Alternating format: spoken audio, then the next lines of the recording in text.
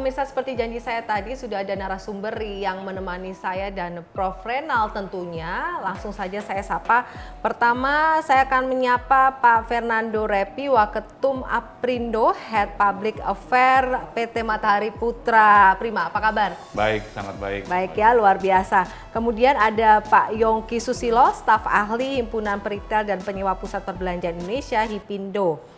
Apa kabar? Masih luar biasa. Masih luar biasa, harus selalu luar biasa. Terima kasih atas kehadiran Anda di Rumah Perubahan. Baik Prof, melanjutkan yang tadi pertanyaan. Saya mau langsung ke Pak Nando dulu. Berapa banyak sebenarnya retail yang sudah ditutup sampai hari ini? Ya tentunya ini banyak pertimbangan-pertimbangan yang diambil oleh pihak perusahaan gitu kan. Efisiensi, kemudian mereka juga melihat bahwa mungkin market yang sudah berubah begitu. Jadi seperti itu jumlah yang sekarang ada. Saya dengar Matahari Hypermart juga dalam persiapan, bahkan Matahari sudah 13 gerai yang sudah ditutup, benar? Iya, Matahari Department Store ya. Ya. Kalau kami dari Matahari Putra Prima ada 5 gerai yang kita hentikan sementara. Hentikan sementara, ya. Berarti dimungkinkan akan dibuka kembali? Iya, akan dibuka kembali. Jika melihat situasional seperti apa? Sepertinya kita lihat bahwa dengan situasi sekarang ini ya, di kota-kota besar banyak gerai-gerai tersebut yang kami hentikan operasionalnya memang di kota besar.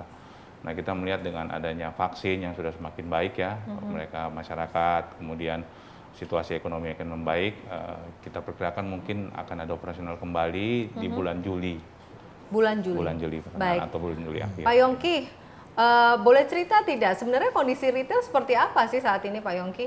Ya, baik. Jadi saya melihat ya karena ada pandemik yang luar biasa ini, ya ini adalah suatu bottom. Ya, kita sudah kembali lagi pelan-pelan ke atas. Cuma mulainya dari mana nih going down-nya gitu kan? Dari tahun 2011 sampai 2013 kita mengalami kesusahan ekonomi. Jadi growth ekonomi kita juga menurun drastis sekali. Karena ada harga CPO komoditi yang turun, lantas ada tantrum gitu ya. Nah, kita melihat kesusahan itu mulai di 2015 sampai 2020. Jadi sudah berapa tahun itu ya? Kira-kira 5 tahun, 6 tahun gitu istilahnya. Dan ini bottomnya.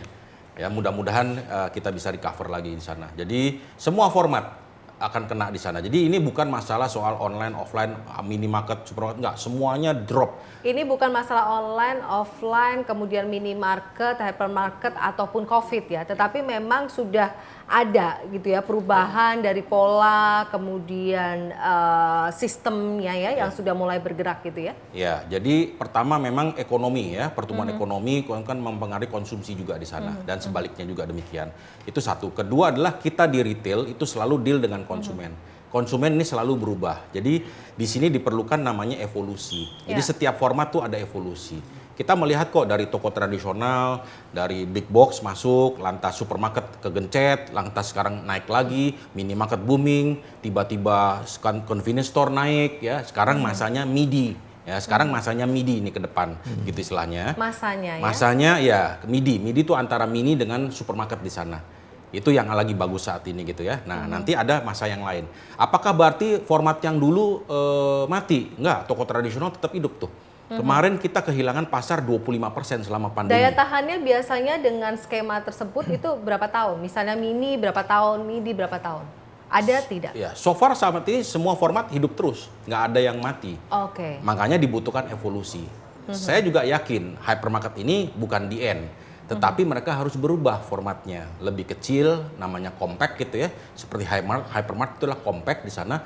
Isinya, kontennya juga harus dirubah. Programnya harus dirubah. Karena itu diperlukan daya tarik gitu istilahnya. Sesuai dengan gaya hidup. Ya, nah kita juga menghadapi masalah digital. Ya, digital ini harus diadopt gitu loh. Ya, tetapi digital bukan berarti e-commerce ya. Tapi digitalisasi itu penting sekali di retail ke depan. Bagaimana dia bisa berhubungan langsung dengan konsumen secara digital, ya berdagang dengan digital seperti itu gitu loh. Ya, whatever itu harus diadopt dan secepatnya. Menghindari disrupsi ke depan yang akan terjadi. Ya. Prof, kita akan lihat dulu. Mungkin Prof juga menyaksikan beberapa hari ini kita dikagetkan dengan retail terbesar Giant yang juga akhirnya mengundurkan diri dari Indonesia. Akan menutup semua tokonya. Iya, dan seperti apa sebenarnya antusias masyarakat untuk melihat diskon-diskon yang memang diberikan oleh Giant sebelum menutup gerai mereka? Kita simak liputan berikut ini. bisa jelang penutupan gerai Giant pada akhir bulan Juli nanti. Ini suasana di salah satu cabang di kawasan Bintaro Sektor 7 Tangerang Selatan pada hari ini memang masih terpantau cukup ramai begitu didatangi oleh para calon pembeli yang akan memburu beragam produk yang dijual di sini. Semua barang yang dijual di gerai Giant ini diberikan diskon, di mana mulai dari kebutuhan elektronik diberikan potongan harga hingga 10%. Sementara itu untuk kebutuhan pangan ataupun kebutuhan rumah tangga sehari-hari ini juga dijual dengan potongan harga hingga 5%. Dan untuk mengetahui seberapa besar dampak diskon yang diberikan, saya sudah bersama dengan Ibu Chandra. Selamat siang Ibu Chandra. Ya, selamat siang Mbak. Apakah Ibu memang sering belanja ke store Giant Bu ini sebelumnya? Ya, betul. Saya sering belanja di sini. Lantas Bu Chandra sendiri tahu nggak kalau misalkan gerai Giant ini nantinya pada akhir bulan Juli bakal ditutup Bu? Ya, saya tahu dari media. Apa saja yang sudah dibelanjakan hari ini dan apakah diskonnya cukup besar buat Ibu Chandra sendiri sebagai salah satu ibu rumah tangga? Ini sudah standar ya harganya. Terus ada motivasi lagi, ada diskon, kan seru tuh. Nah, saya berbelanja keperluan rumah tangga memang. Chandra, terima kasih atas waktunya. Selamat kembali berbelanja. Dari Tangerang, Rizka Diol, Julkifli Ainus melaporkan. Ya, Pak Yongki, saya langsung menanyakan kepada Anda, fungsi gerai seperti halnya Giant yang akan beralih fungsi begitu menjadi IKEA atau Guardian atau Hero Supermarket. Apakah ini juga mungkin menjadi model bisnis yang akan dimunculkan nanti ke depan? Ya, intinya beberapa banner yang mereka punya itu so far no problem gitu ya. Jadi itu yang mungkin dikembangkan. Cuma nggak selalu apa yang ditutup akan menjadi toko baru, nggak harus. Karena kita melihat lokasi dan juga daya beli ya seperti itu gitu loh. Dan size toko kan gitu loh. Kalau Guardian tuh kemungkinan besar masih di mall ya seperti itu gitu istilahnya. Wondering saya apakah ada toko lain yang akan ambil lokasi? Kan sayang gitu ya. Udah ada bangunan udah semua. Cuma keadaan masih susah. Jadi belum tentu akan diambil di sana karena ini masanya belum masa ekspansi di sini. Ini masa survival. Masih masa survival di sini ya. Cash flow itu sangat penting banget. Apalagi ya mungkin hari ini kita coba bahas insentif dari pemerintah nggak ada. Oke, berhenti di situ. Pak Nando, apakah pilihan skema menutup itu adalah pilihan yang harus dilakukan? Ya sebenarnya kan dari strategi manajemen masing-masing perusahaan tentu sudah melihat ya bagaimana pengendalian operational expense gitu. Ya sangat gampang kita bilang kalau suatu perkiraan rugi labanya atau cash flow-nya sudah negatif, tadi kita pikir tentu harus segera dihentikan gitu kan operasionalnya kan. Banyak pertimbangan yang bisa dilakukan tentunya. Yang berikutnya adalah tentang bagaimana kita mengoptimalkan gerai-gerai yang sudah ada begitu kan.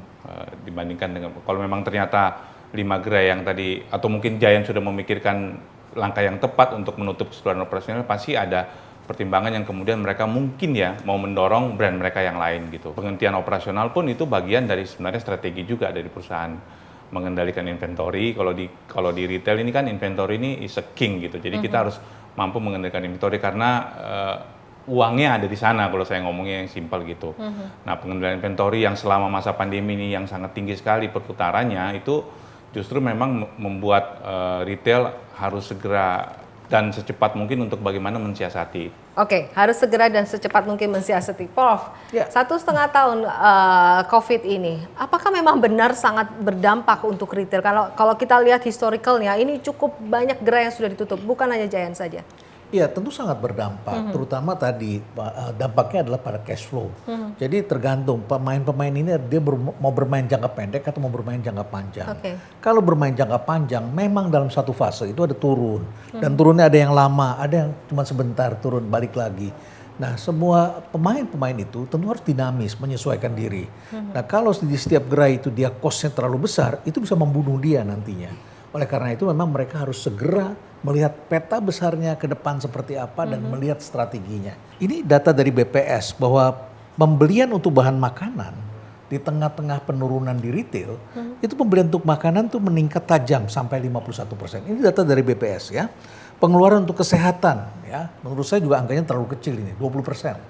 Menurut saya masih lebih besar lagi ya angkanya. Tetapi artinya memang terjadi perubahan pola dan apa yang dibeli. Orang juga belanjanya di mana, itu juga menentukan.